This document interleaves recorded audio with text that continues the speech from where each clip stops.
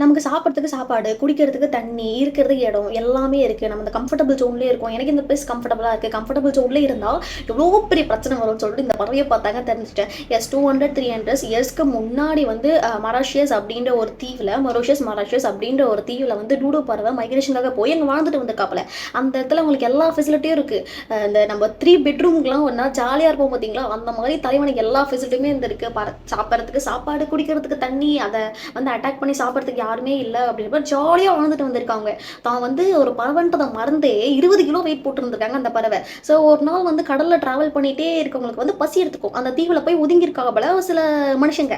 அந்த மனுஷங்களுக்கு வந்து செம்ம பசியில் கையில் கிடைக்கிறது எல்லாமே தின்னு தீக்கணும்னா அப்படின்றதுக்காகவே அந்த தீவில் போயிருந்திருக்காங்க. ஆனால் அந்த தீவில் வந்து அந்த பறவை வந்து என்னை அட்டாக் பண்ணுற யாருமே இல்லை, எனக்கு ஃப்ரெண்ட்லி தான் அப்படின்னு மைண்ட் செட்டில் இருந்தாங்க.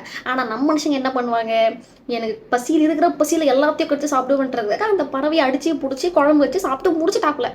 அந்த பறவையும் முடிஞ்சு போச்சு. ஸோ இந்த பறவை வந்து 200, 300 வருஷத்துக்கு முன்னமே அந்த தீவில் இருந்ததால் போகிற வரவங்க எல்லாமே அதை அடித்து பிடிச்சி சாப்பிட்டு முடிஞ்சு போச்சு. இதில் மெயின் ரீசன் என்ன, அந்த பறவை சாப்பிட்றதுக்கு என்னன்னா, அதை அட்டாக் பண்ணுறதுக்கு யாருமே கிடையாது. அதுக்கு ஃபுட் அந்த இடத்துல இருந்திருக்கு. அதோட மைண்ட் செட் என்னன்னா, என்னை யாரும் கொல்ல மாட்டாங்க, எல்லாரும் ஃப்ரெண்ட்லி, இந்த மனுஷங்களும் நானும் ரொம்ப ஃப்ரெண்ட்லி அப்படின்ற மாதிரி இருந்திருக்காது. ஸோ ஒரு கம்ஃபர்டபுள் ஜோனில் இருக்கிறதுனால அது பறவைன்றதையே மறந்து அது பறக்கிறதையே மறந்து போச்சு. இதனாலேயே வந்து முடிஞ்சு போச்சு, அது சோழியாக முடிஞ்சு போச்சுன்னு கூட சொல்லலாம்.